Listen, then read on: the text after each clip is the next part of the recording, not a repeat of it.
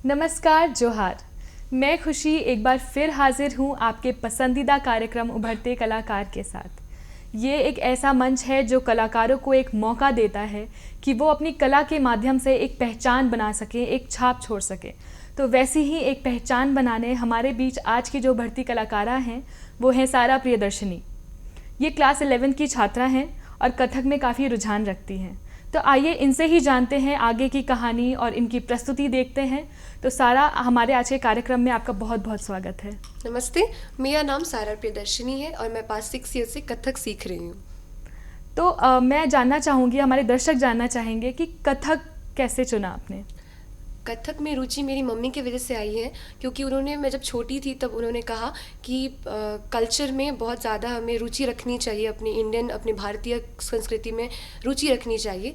तो उन्होंने कहा कि तुम क्लासिकल या तो कथक, ओडिसी, भरतनाट्यम ऐसे नृत्यों में रुचि रखो। तो मैंने कथक सीखना उन्हीं की वजह से शुरू किया, उन्होंने मुझे मोटिवेट किया है।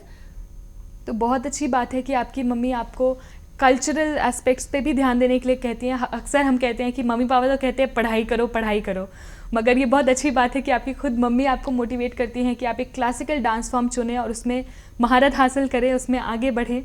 तो बातों को आगे तो बढ़ाएंगे हम, मगर उससे पहले हम चाहेंगे कि आप हमारे दर्शकों के लिए कुछ पेश करें। मेरी सबसे पहली प्रस्तुति 3 ताल होगी। 3 ताल में 16 मात्रा होते हैं और उसी के बेसिस पे मैंने पूरी अपनी प्रस्तुति तैयार की है। ये कथक का सबसे कॉमन बोल होता है और आज मैं इसी पे प्रस्तुति दिखाने वाली हूँ। तो चलिए बिना इंतज़ार किए हम सब आपकी प्रस्तुति देखते हैं। All the very best.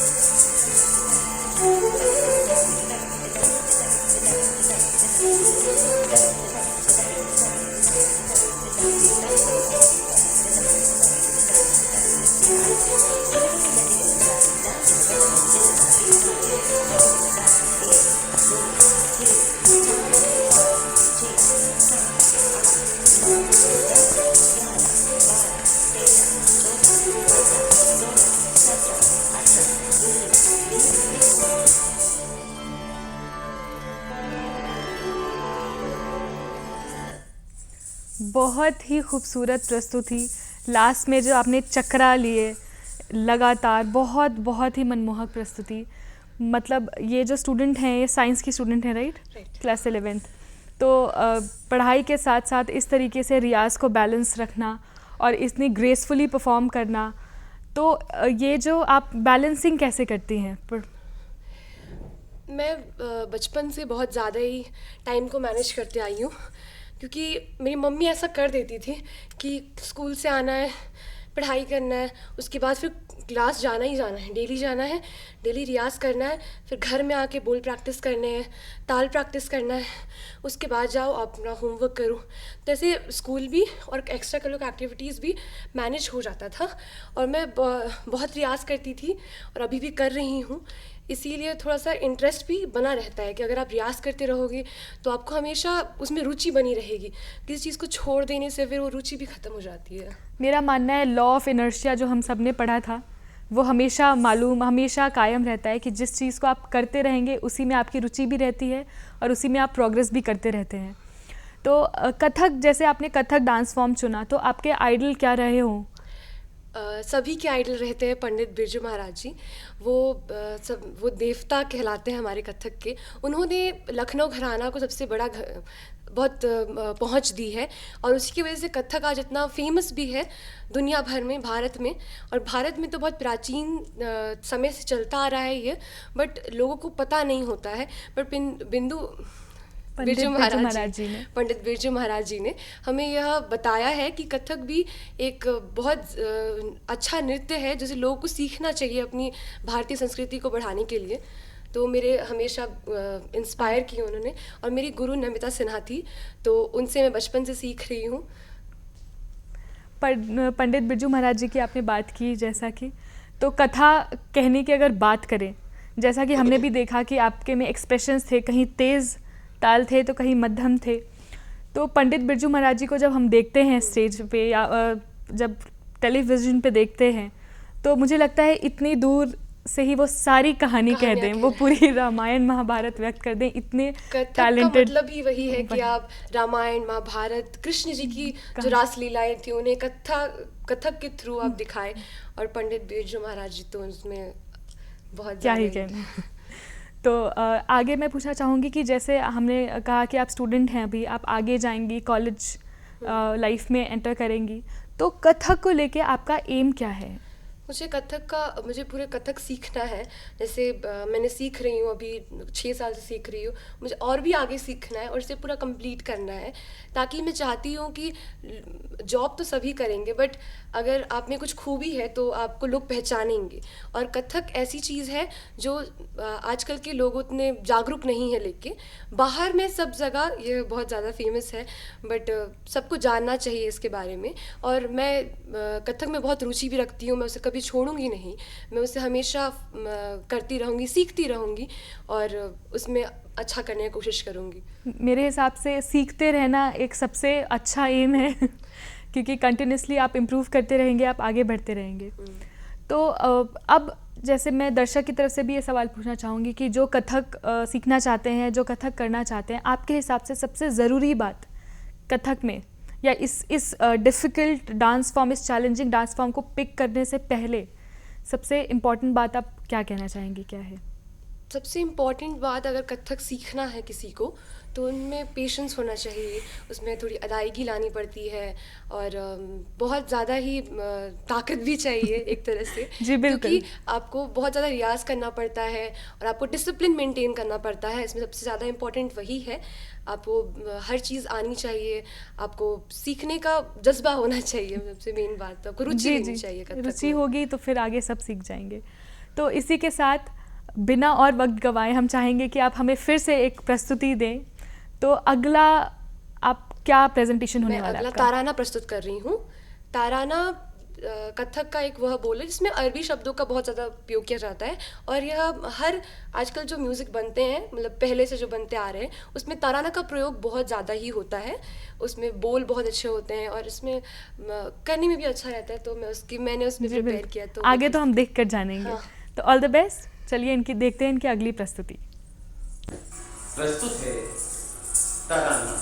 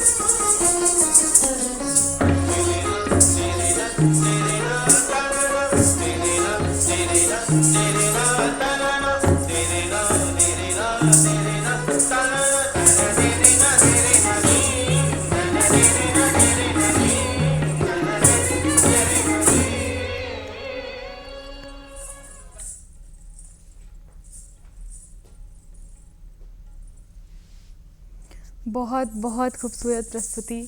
सारा जो है अपने स्कूल्स में और रांची में जितने भी प्रोग्राम्स होते हैं, कॉम्पिटिशन्स होते हैं, उसमें जाती हैं, परफॉर्म करती हैं, जीतती हैं।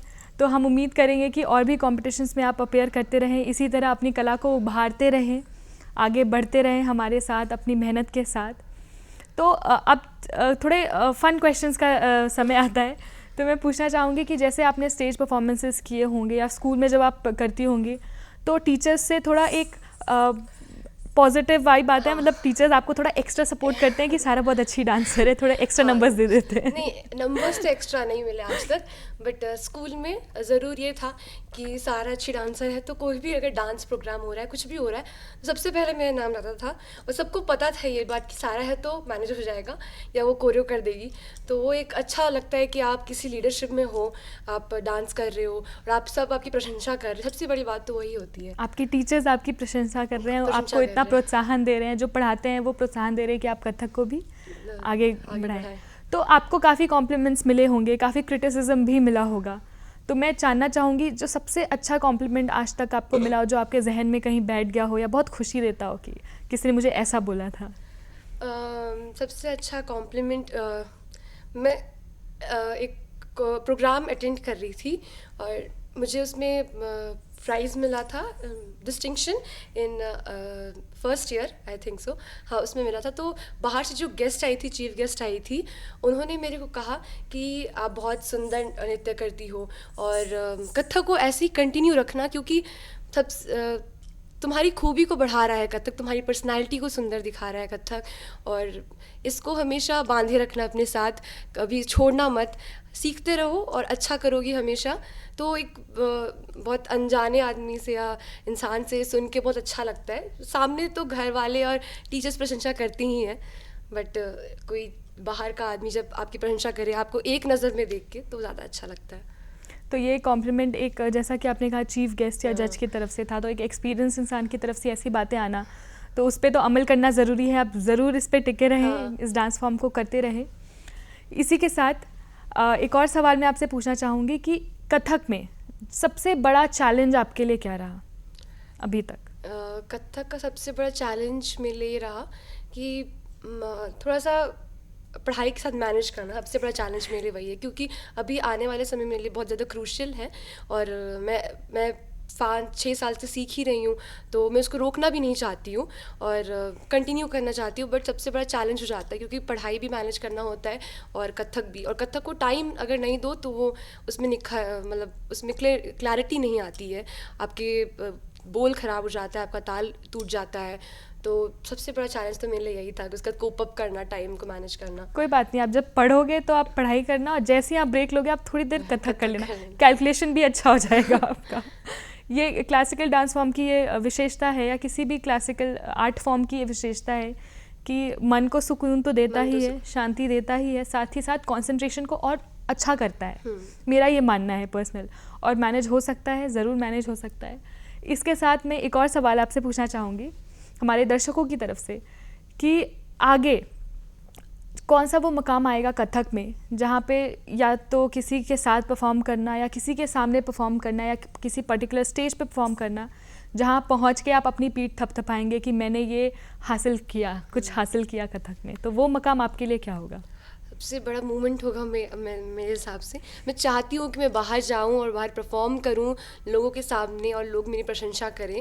बहुत बड़ा अचीवमेंट होता है ये कि आप मैं पूरा सीखना चाहती हूँ पहले तो, कि मैं पूरी तरह से इसमें फर्निश हो जाऊँ, पूरे अपने आप को एकदम अच्छा बना लूँ कथक में एकदम। तो मैं चाहती हूँ कि मैं पूरी तरह से उसे सीख लूँ अच्छी तरह से, उसके बाद मैं बाहर जाऊँ, लोगों को सिखाऊँ, दूसरों को भी सिखाऊँ, खुद सीखूँ और एक्सपीरियंस गेन करूँ। एक बहुत बड़ा अचीवमेंट रहेगा मेरे लिए तो, कि बाहर जाके परफॉर्म करना और लोगों से प्रशंसा सुनना। तो सारा, जैसे आपने कहा कि पढ़ाई में भी आपको बहुत मेहनत करनी है, मगर अगर आपको ऑप्शन मिले या फिर ऐसा कुछ हो जाए आगे चल के कि डांस ही आपको खुद के पैरों, फाइनेंशियली इंडिपेंडेंट भी बनाए और खुद के पैरों पे खड़ा होने का मौका भी दे, तो आप क्या चूज़ करेंगे, कथक या पढ़ाई? नहीं, पढ़ाई तो हमेशा रहनी चाहिए मेरे हिसाब से। पढ़ाई को कभी आप कॉम्प्रोमाइज़ नहीं कर सकते हो, बट कथक भी हमेशा मेरे आगे रहेगा क्योंकि मैं बचपन से इसको सीख रही हूँ और इसको छोड़ना एक बेवकूफ़ी होगी। उसे अपने लाइफ में और अगर आप बोले तो फाइनेंशियली, हाँ, मैं उसको सिखाना चाहूँगी और उससे अपने आप को स्टेबल भी कर सकती हूँ, नो डाउट। और अगर पढ़ाई में कुछ नहीं होगा तो ज़रूर मैं कथक चूज़ करूँगी। कथक हमेशा एक मेरा प्रायोरिटी रहेगी, हमेशा मेरी प्रायोरिटी रहेगी वो। तो बहुत अच्छी बात है कि आप दोनों को एक बराबर लेके चल रही हैं, साथ में लेके चल रही हैं। तो एक फेवरेट मोमेंट या फिर एक ऐसा स्टेज जहाँ परफॉर्म करना चाहेंगी या जिसके साथ आप परफॉर्म करना चाहेंगी? मैं बहुत लोगों को जानती तो हूँ ऐसे कि जिसका परफॉर्म करना चाहूँगी, बट जो स्टेज में चाहती हूँ वो मैं चाहती हूँ जो इंडियन कल्चरल सेंटर है जो मुंबई में है, उसमें कथक को बहुत ज़्यादा मान दिया गया है और उसमें परफॉर्म करना, एक थिएटर में इतने बड़े लोगों के सामने परफॉर्म करना, दिग्गज कलाकार रहेंगे सामने, उनके सामने परफॉर्म करना मेरी सबसे बड़ी बात रहेगी वहाँ पे सबके सामने। और मैं सीखना चाहती हूँ बहुत गुरु से, क्योंकि एक कुमार शर्मा करके एक बहुत अच्छे कथक डांसर है, बिल्कुल, हम सब जानते हैं। हाँ, और वो जयपुर घराना के हैं और उनसे मैं ज़रूर सीखना चाहूँगी। तो कभी मौका मिला तो मैं ज़रूर उनसे सीखना चाहूँगी। तो चलिए, आपने आज कह दिया तो मैनिफेस्ट भी हो जाएगा ये सून, आपकी मेहनत के साथ, आपकी लगन के साथ। इसी तरह हम आशा करते हैं कि सारा प्रियदर्शनी कथक को लेकर आगे बढ़े और इसमें एक अच्छा मकाम हासिल करें, अपने सपने पूरे करें। और इसी वादे के साथ और इसी पॉजिटिविटी के साथ मैं आपसे विदा लेती हूँ और वादा करती हूँ कि फिर एक बार हम आएंगे एक नए उभरते कलाकार के साथ। और इसी तरीके के उभरते कलाकारों को अगर आप एक साथ देखना चाहते हैं तो डीडी झारखंड हमारा यूट्यूब चैनल ज़रूर सब्सक्राइब करें। तब तक के लिए नमस्कार, जोहार।